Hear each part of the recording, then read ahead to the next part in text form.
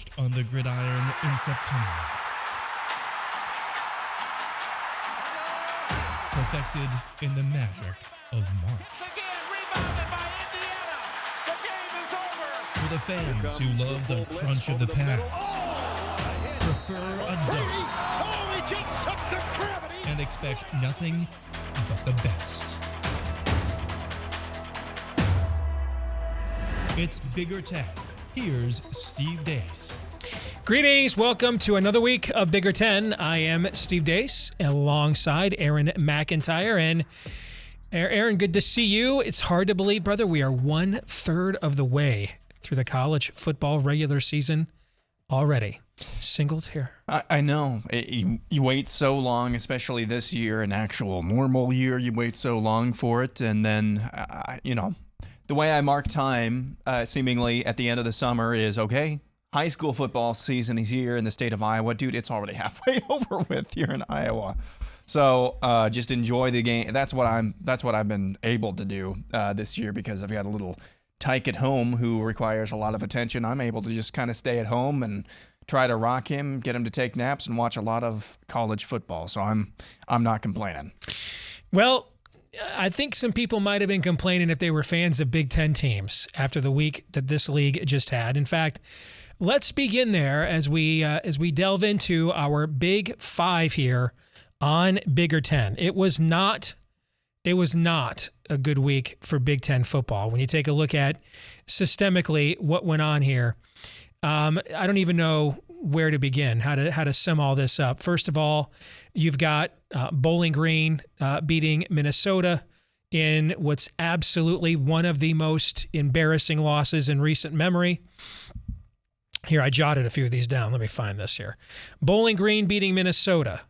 How about we slow your roll on Michigan? Iowa struggling against the worst team it will play the rest of the season. Wisconsin just absolutely, completely imploded against Notre Dame. One of the worst, most lopsided box scores you're ever going to see. You'll never see a box score of a 41-13 game like that for the absolute rest of your life, okay? I mean, it was just not... It was so bad at some point Akron actually had a lead against Ohio State. It was not a good week for the Big Ten, Aaron. I don't think anybody's having great weeks, though, in college football. I wonder about that, too. That's the saving grace, yes. though. I don't know. I don't know if really anybody's having great weeks. I mean, you look at, I think we talked about them last week. I mean, just teams like Fresno State out in the Mountain West. Lost to UNLV. Almost lost to UNLV. I texted you early on in the game. They were like 30, 31-point favorites. And I was like, man, I put a significant portion of my bankroll down on live -7.5, and I was saved by a late field goal. So a lot of big favorites from a betting angle, but just on paper and then the eye test as well. Nothing's coming easy right now. It doesn't look like for very many teams, unless your name is Georgia and you're playing a schedule like that right now. Alabama really hasn't played anybody quite yet. Played Florida. That's right. That almost went Florida. to overtime. Yep, but still, they wasn't a traditional blowout there. So I don't know. I'm slowing the rolls a little bit on the bad week thing for the Big Ten, because in college football, you're ranked. You're ranked. You're not rated. You're ranked. Even when the college football playoff rankings come out, those are rankings. Those are not ratings. We don't have necessarily a straight up rating system like we could for the NFL. So you're always graded on a curve. You're always graded in relationship to those around you as well. So as from an objective perspective, on a good year, when we have a lot of dominant teams, yes, this might be a down year really across the board in college football, but I'm slowing my roll on that so far. Well, just to further your case, in the first 4 weeks of this season, we have seen more ranked teams lose than we have at any point in the first 4 weeks of a season in the history of the AP poll. And that goes back to 1936. 25 ranked football teams have lost a game already. Clemson is 2-2. Wake Forest is 4-0. Okay, so you might be onto something there that maybe kind of almost no one's good. No. At least the separation that we've become accustomed to seeing in the playoff era, it just may not be there this year, and that'll make long Saturdays of viewing games even more enjoyable if that is the case, right? Agreed. And but I don't think we can let Minnesota off the hook at all. 31-point under favorites to Bowling Green. Bowling Green had not beaten an FBS team, Aaron, since October 12th, 2019. And they beat Minnesota as a 31-point underdog. It's one of the worst by point spread. It's one of the worst non-conference losses in the entire history of the Big Ten. By point spread, it is the worst non-conference loss by a Big Ten team since Michigan, I apologize. So you're going back now 15 years. And if you watched that game, and I tuned in at the end. I did too. Mainly just for rubbernecking reasons. Yeah. Okay, but I mean, it was brutal. Tanner Morgan, by the way, 2 years ago had the 4th highest pass efficiency rating in the history of the Big Ten. He has been awful all season long. He's not been good in any game, really, this year. And they got the ball twice in the last 6 minutes with a chance to go on a drive to win the game. He was picked off on the very first play of both of those drives. Minnesota muffed a punt after getting a stop, and Bowling Green had the ball 3 times and could not recover it. I mean, it wasn't – Minnesota just was absolutely dreadful. And that is one of the most dreadful losses in the Big Ten in recent memory. Keep in mind, this was 1 week after they went on the road. And I know Colorado's not very good. They're one of my season win total best bets on their under. But still, you go on the road against another Power 5 team, you win 30-0. Mm-hmm. And then you come home as a 31-point favorite and lose straight up to Bowling Green. I'm reminded of something Lou Holtz once said when he was coach at Notre Dame. You are coaching in college football with young men and emotion and distractions. You're coaching a different team almost every single week, all right? Your team, it's a different team every week. And certainly it was a different team week to week for Minnesota, Aaron. Yeah, that was not only a bad loss, an historically bad loss for any Big Ten team. I mean, you can't put up more than 10 points against a MAC opponent, even if it's a really good MAC opponent. That's a yo. But when you think about the pieces Minnesota is supposedly supposed to have, I know they lost Mo Ibrahim earlier this year. Still, that offensive line looked like it was maybe getting a little bit better. It was certainly good against Ohio State. Of course, they don't look good on the defensive line at all this year. I know Minnesota has had a little bit of attrition the last couple. You can't let that happen. You can't let that happen. All we're asking is you don't lose to Bowling Green as a 30-point favorite. Is that too much to ask? Apparently, don't even have to cover. Yes. Just don't lose.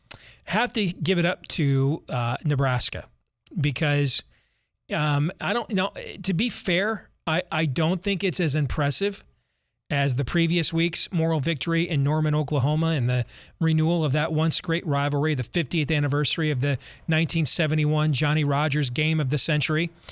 Still, in what is an ever-growing list of epic moral victories, Nebraska pulled out another one of those against Michigan State in East Lansing on Saturday night, finding a way to lose despite having over 200 more yards of total offense. Despite having twice as many first downs. Well, Steve, it must have been the turnover battle. They were only -1 in turnovers.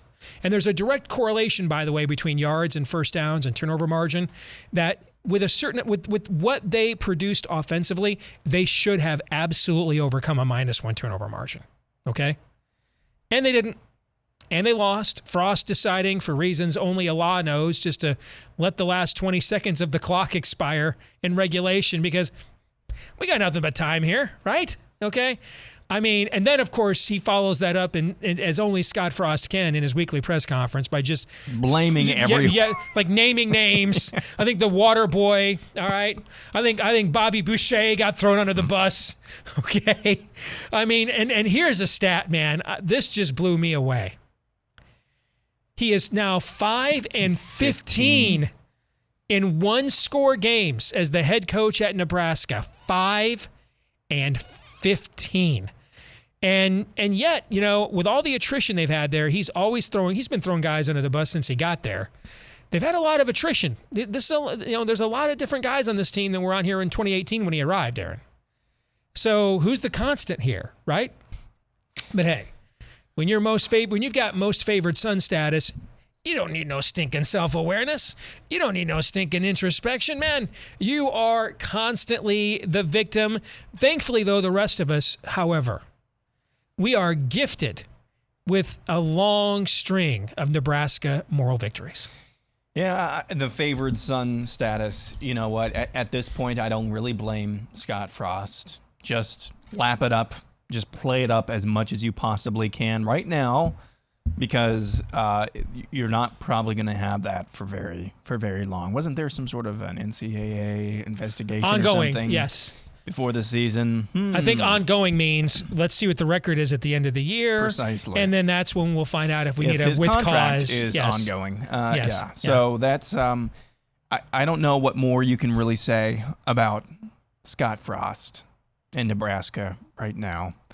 I mean, you're almost pulling for those guys. You really are. You're almost pulling for them. Just get a win. Get something good. You can do it. You can do it. All you had to do was not give up a punt return. Well, we're making touchdown. Waterboy references. Yes, exactly. Or throw an interception right to the guy in overtime. They're beating Michigan in prime time in a couple weeks. You know that, right? They are not beating Michigan. That is Michigan. absolutely going to happen. They Mark it down. They are not that beating Michigan. That is absolutely going to happen. Mark it down. Bet your house that's going to happen. Yeah, I don't really see that. But good grief. I don't know. You have to think about, we'll talk about this a little bit later too. You have to think he's definitely on the hot seat now, obviously. PJ Fleck is getting pretty close. You think so? Because he was getting mentioned for the USC job a couple of weeks ago. Yeah, or maybe whatever the seat is that kind of gets you shuffled somewhere else. He's getting close to that seat right now as well. So there's a hole in the bottom of the boat. Yeah. Is that what you're saying? Okay. I don't know what more there is to say about Nebraska right now. It's bad. We spent this entire segment basically just laughing at them. That's not a good thing. I mean, at this point, if you're a Husker fan, you're laughing, because otherwise, if you're not, you're self-cutting. Yeah. Yes. Now, I've been around this conference a long time. Moved to Grand Rapids, Michigan, the middle of the 1983 college football season. Fell in love with the maize and blue. Other than 1984, when Michigan went 6-6 and the Detroit Tigers were on a historic run. There has not been a fall Saturday in my lifetime that no matter what I was doing, even if I couldn't be in front of the TV the whole time, I have not been in some way, shape, or form completely immersed in Big Ten football. That's a long time, right? Pretty long. Yeah. I've never seen any poop like this. Ohio State linebacker Kayvon Pope quit on his team in the middle of the game, threw his glove in the stands, took off his jersey, was escorted to the locker room. Afterwards, I think it was either on Twitter or Instagram, posted F Ohio State, followed up by, but much love for my teammates. He deleted that one and then posted the much love for my teammates. Okay, yeah. All right, okay, because I couldn't get it out with a straight face. I'm sorry, but it's his former teammates now. And for people that don't know, by the way, that number he's wearing there, from Jim Stillwagon to Marcus Merrick to Chris Spielman. That 36 is a legacy number at Ohio State. That is given to the extra special mostest linebacker in the program. It is a legacy number in Columbus. And the guy wearing that number, I don't have any analysis. I wonder, and we're becoming more aware of this, and my own wife is a therapist. Is there, perhaps some mental illness that needs to be considered here? If so, then we take back all of my previously snarky commentary. That notwithstanding, however, I've just never seen anything like that in 30 plus years of being a Big Ten football fan. I've never seen that. So you've made the allusion a couple of times to 2018. I think it was Ohio State. and what went down with Urban Meyer, and they looked, maybe I'm conflating things here. They and Zach Smith, the defense wasn't shaky. good. Yeah, they looked shaky early on, and here's the difference between that team and this team. Yeah, they looked shaky on defense, and then they had those issues. Those were things mostly, the negative attention on this team mostly was coming from without. This time it's all from within. Good point.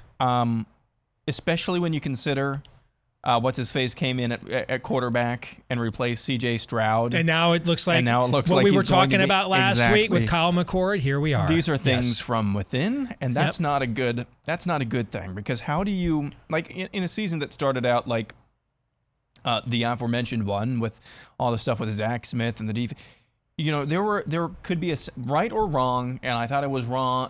I never want to. There's a sense in which you can rally around things that are coming from you from the outside the program. Yeah. Even though Zach Us Smith against was the world, within, how dare they get exactly. involved in our family business? Exactly. Right. Yeah.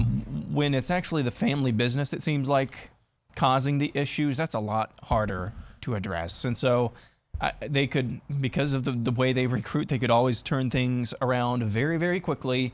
But man alive, we keep saying this every week, and it seems like on some way or another, it keeps getting worse every week. These are some issues that have not been faced around Ohio State for a while. And if there's ever a time for another Big Ten East team to pick them off to win that division, it's you got to think it's this year. Well, funny you should bring that up, because that brings us to number 4. I think we're looking at a 2-loss Big Ten champion. Either 2 losses overall or 2 losses in the league.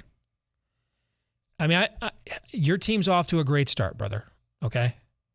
They're not going. But you cannot sustain our quarterback is 93rd in the nation in pass efficiency, so let's just sit around and wait for the other team to drop the ball every week. You just can't do that. That's not...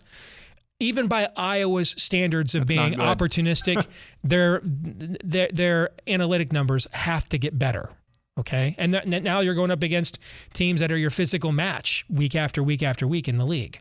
You look at Wisconsin, Graham Mertz, their quarterback, 4 interceptions. I mean, he was Notre Dame's best player on Saturday. He's 116th in the nation in pass efficiency. I don't see anybody else in that division that you would put in a conversation for winning that division. Do you? I don't. Nope. Then you look at the East. We love Penn State right now, and we should with what they've done, but they still have look at the schedule they still have to play. Michigan, at Iowa, at Ohio State, Michigan State. I mean, that ain't easy, dude. Now, I don't know. I think Michigan fans are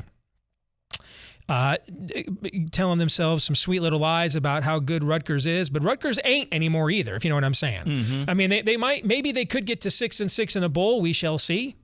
But this isn't, name your score Saturday playing Rutgers anymore. I mean, they're a 15-point underdog to Ohio State. That's got to be the smallest underdog they've been to Ohio State since they've joined this conference. Yep. So, I mean, I don't know that we're not going to see a team that's 7-2 in the league in Indianapolis winning the Big Ten championship this year. Looking at the depth of the league, but it's not just the depth. Tell me who right now is if you look at NCAA pass efficiency ratings, the top 2 quarterbacks in the league are Talia Tagovailoa and Sean Clifford.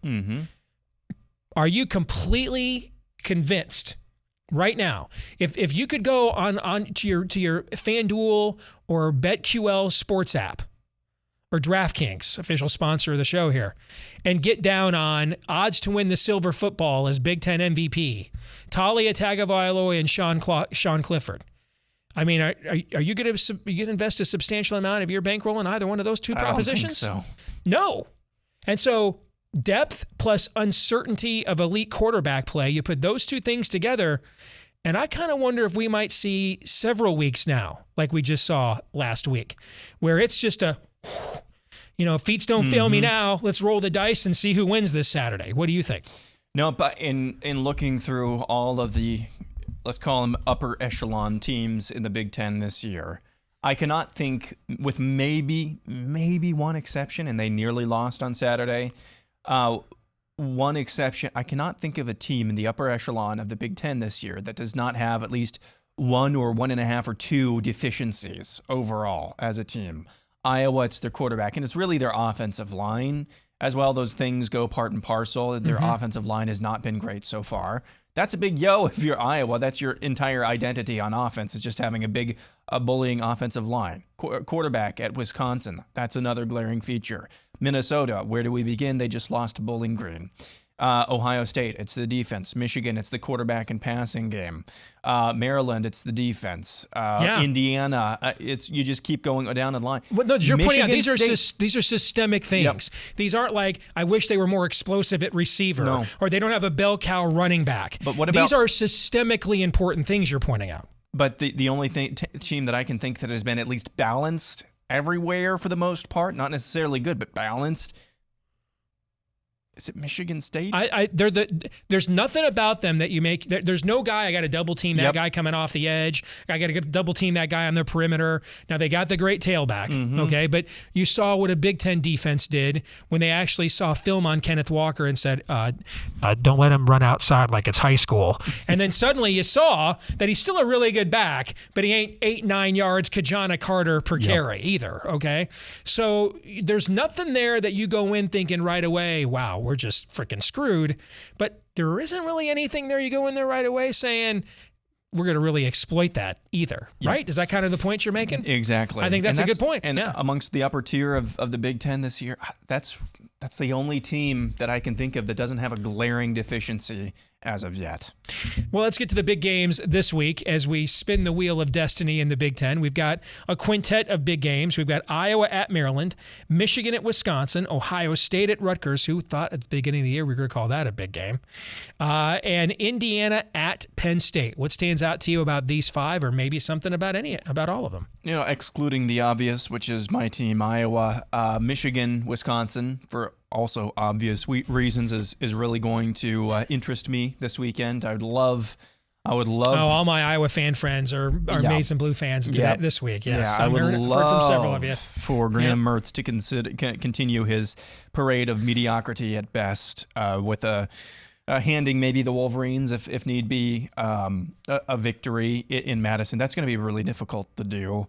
Is that a big noon game, or is that 11 a.m.? That's the big noon game. Yeah. Yep. So that's more doable than going in there at night, but it's still going to be very, very difficult for Michigan. Beyond that, I think that the more that I look at that game, that Indiana-Penn State game could be a really entertaining one, especially if Indiana can actually, to some degree, get some offensive consistency going, because I think their defense will be okay. Now, they just lost, what was a linebacker for the season. Maybe their best defensive player. Yeah. And they gave up 34 first downs to Western Kentucky. Yeah, so that's kind of a yo. It might have been a look-ahead game for Indiana as well.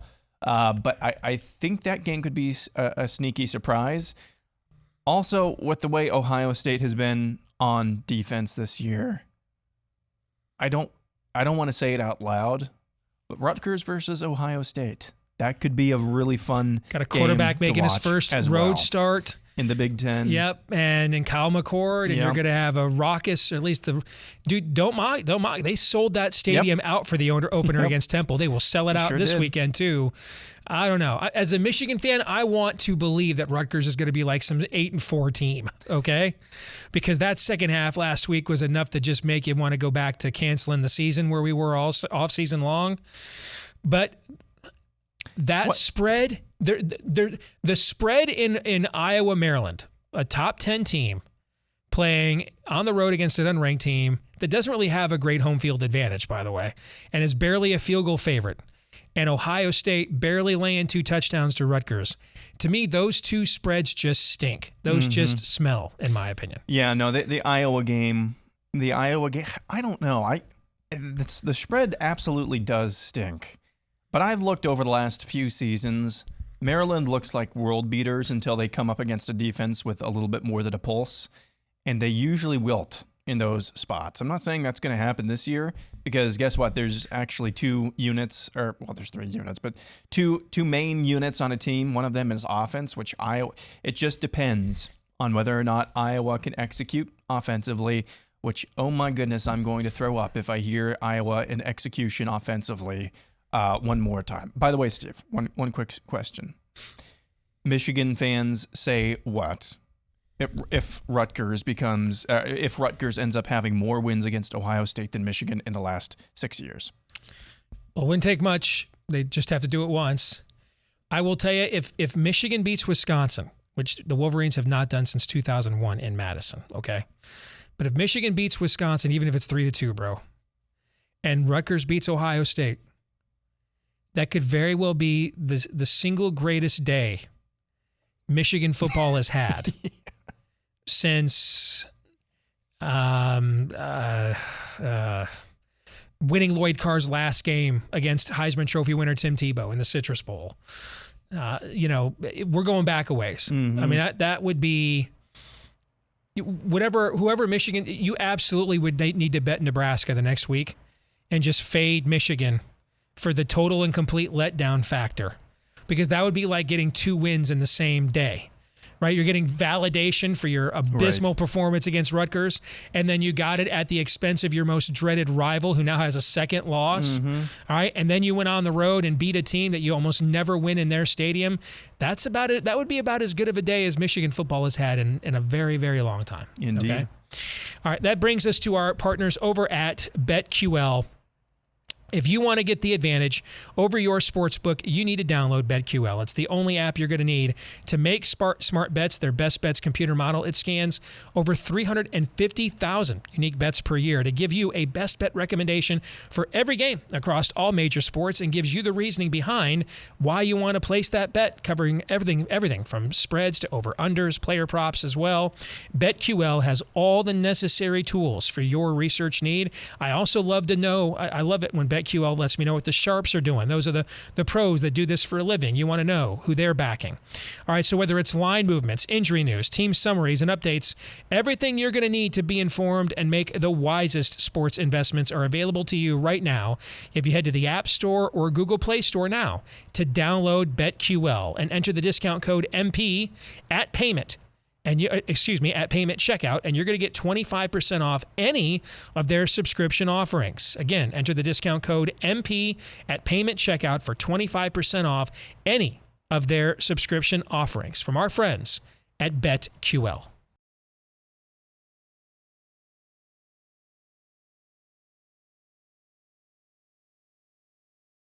All right, it's time to play our weekly game of Would You Rather here on Bigger 10. Aaron, we begin with mine for you. Would you rather have your favorite team win the Big Ten and get destroyed in the college football playoff, like Michigan State happened to them in 2015, for example, or would you rather not make it at all to the college football playoff, but then go to the Rose Bowl and win like Ohio State did and Urban Meyers last year in 2018? Which would you prefer? This is actually a little bit tougher than I think it appears. I would still, my first gut was go to the college football playoff, because there's a very, very select group of teams who can say that they have done that thus far through the college football playoffs existence. But then also on that same token, because there's a very select group of teams who make it to the college football playoff, it's almost gotten this rap that it really doesn't mean that much, because it's the Clemson, Alabama invitational. Yeah. So it doesn't really mean that much, or does the 100-plus year history of the Rose Bowl mean a little bit more for especially a Big Ten team? But my gut instinct is how many times, especially an Iowa team, I mean, they were a yard away from being a game away from the national championship. You just not very many teams can say that, so that's why I'd still pick the college football playoff. This one is for you. Would you rather be PJ Fleck or Scott Frost right now? I'd still rather be PJ Fleck. I've got an 11-win season, the only one the school has had in 70 years. I've still got a lot of support in the community. I've got maybe, if Tanner Morgan, whatever's going on with him, I mean, we're watching him devolve within real time. Zach Annexstead, I think is his name, really challenged him for that starting job before he got hurt a few years ago. I wouldn't be surprised if maybe we see a swap there. And I don't have an NCAA investigation looming over me either. Okay, so I think I'd much, actually, without even thinking about it, I'd much rather be PJ Fleck right now. For you, would you rather start Cade McNamara or Graham Mertz? Graham Mertz. this terrifies me as an Iowa fan. The Graham Mertz against Illinois from the first game of the season, he's got to be in there somewhere, right? Maybe he just played Illinois. Or maybe he just played. Yeah, that's true. But still, I mean, he's gotten the opportunities to play other teams like that. He's not looked good since then. Mm-hmm. He's just not. So that's the part that scares me, is that I know he's in there. And the reason why I would take that over Cade McNamara is because he's actually showed that ability, even if it wasn't just against Illinois. He showed that ability in the past. I haven't really seen that much from Cade McNamara. Fair enough. This final one is for you. Would you rather bet Michigan, Wisconsin over 44 points, which is what I believe the total is right now, or bet Northwestern money line against Nebraska? Northwestern money line against Nebraska, no questions asked. I mean, I think Barry Alvarez, in the cover of darkness, is going to take Paul Christ into the corner stall of the men's room, tie him up and tell him, take the bleeping ball out of that bleeping quarterback's hands, okay? And you're going to see Wisconsin. I don't know what Graham Mertz or what arrangement was made between Paul Christ and the Mertz family, why he continues to allow that young man to be the lone decider of how his team plays. But you can win this game 10-0, 14-3. Because Michigan's coaches have no confidence in their starting quarterback at all. They have played him against 2 Power 5 teams this year, Washington and Rutgers, and in both games in the second half, they just lost all in-game confidence and turtled the offense to take him to basically play with 10 guys. And the problem with doing that against Wisconsin is it's the number 1 rush defense in the country, and actually it's not even freaking close how good they are against the run. So to me, that's an underplay all day. Then now we might have rain there in Madison Saturday. I mean, that ain't even going to be a rock fight. Fun. Bro, people won't even bring rocks because you'd have to throw them, okay? So no, this won't be a rock fight. This is going to be an effing mosh pit in Madison. So I think I'm much more confident with Wisconsin in that environment, but I'm much more with the under. With Northwestern, let me see here. I've got a team with a head coach who's 5-15 in 1-score games versus a team whose head coach is like the greatest coach in college football in the last 10 years in 1-score games. Gee, whatever do I think might be the better bet, Aaron? What do you think? So this is going to be like the football equivalent of, what is it, My 800-Pound Life? I think that's the name of the show. Yes, yeah, or 600 pound or 600 something. pound, yeah. So what happens in that game is Nebraska either wins by 3 or 4 touchdowns or Northwestern wins. Yeah. Like Nebraska's winning like 42-17, 38-10, or Northwestern's going to win. Because I think every Husker fan knows if that game's 24-17 heading into the 4th, just go home right then.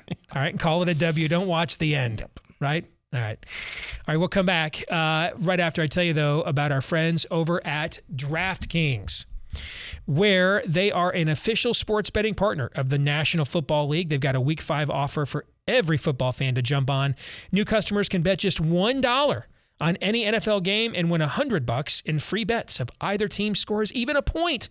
Now, keep in mind, there hasn't been a 0-0 tie in the NFL since 1943, so I think this bet's a pretty good no-brainer. All right, so download the DraftKings Sportsbook app now. You can play parlays, for example, where you go with multiple teams to try to create an even bigger payout for you if you want to do that.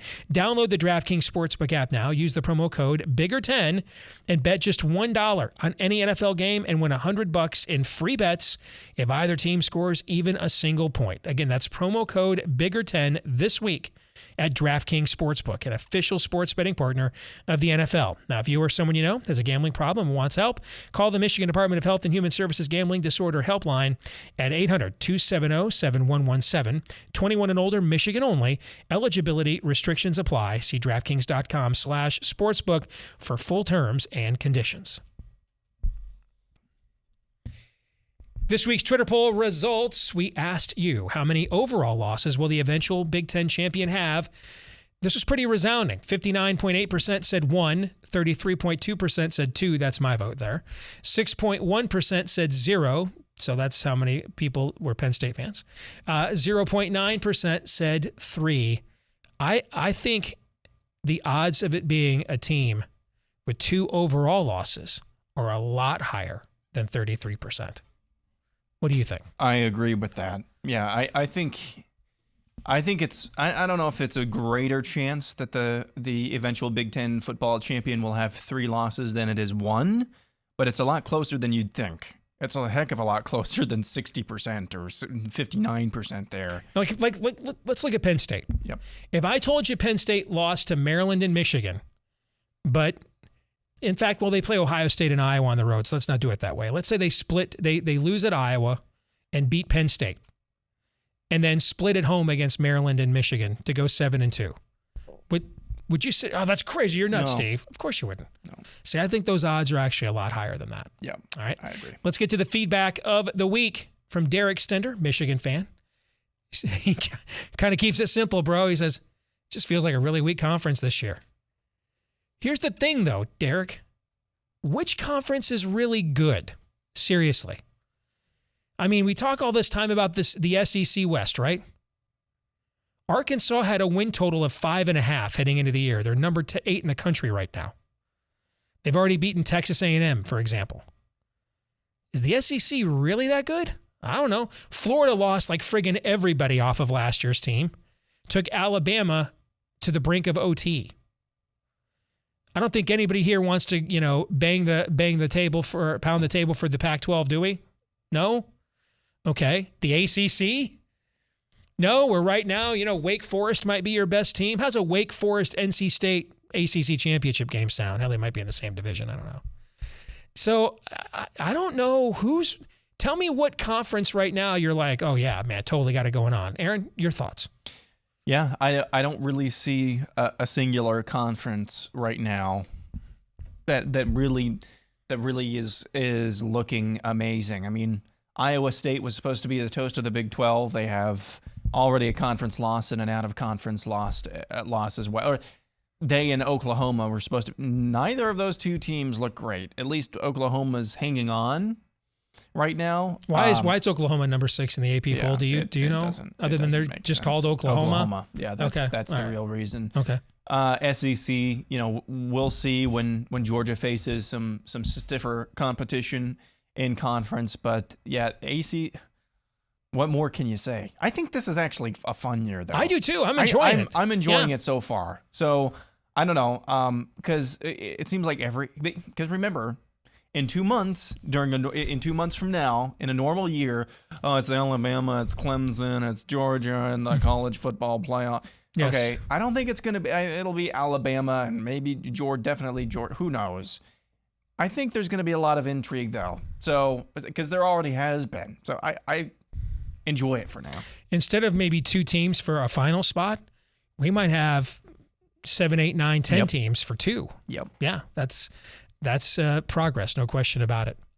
Hey, one more time, let me tell you and remind you about BetQL. It's the only app you're ever going to need to bet your sportsbook. Find their information along with a 25% off discount code in the description of this video. And also check out the special BetMGM offer in the description in order to receive $200 in free bets and other sportsbook sign-up offers and bonuses from BetQL. It's the only app you're going to need to compare betting odds, and it's a must-get if you want to beat your sportsbook this football season.